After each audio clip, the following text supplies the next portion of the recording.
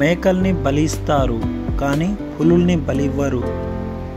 జీవించేందుకు మనిషి తినాలి, సమాజ సంక్షేమానికై జీవించాలి.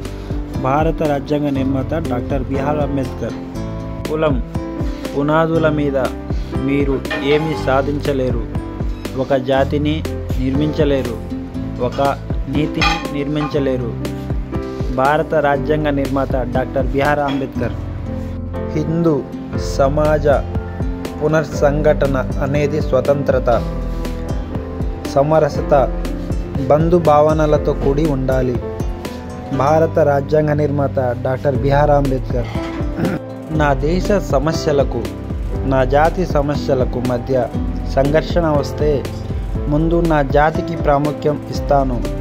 నేను నా దేశం రెండిటిలో నా దేశమే నాకు ముఖ్యమైనది. భారత రాజ్యాంగ నిర్మాత డాక్టర్ బిఆర్ అంబేద్కర్. మీ బానిసత్వాన్ని మీరే పోగొట్టుకోవాలి. అందుకే దేవుడి మీద కానీ మహానుభావుల మీద కానీ ఆధారపడవద్దు. భారత రాజ్యాంగ నిర్మాత డాక్టర్ బిఆర్ అంబేద్కర్.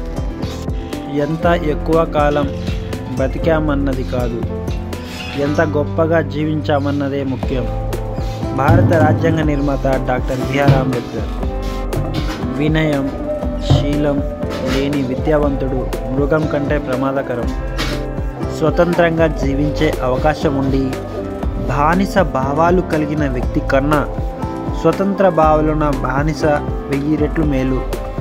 రాజ్యాంగం దుర్వినియోగం చేయబడిందని నేను కనుగొంటే దాన్ని కాల్చే మొదటి వ్యక్తి నేను కోరేది ధర్మం మీద ఆధారితమైన శాంతినిగానే, శ్మశాన వాటికలో తాండవించే శాంతి కాడు. ధర్మాన్ని మనసించినంత కాలం ఈ ప్రపంచంలో శాంతి లేడు.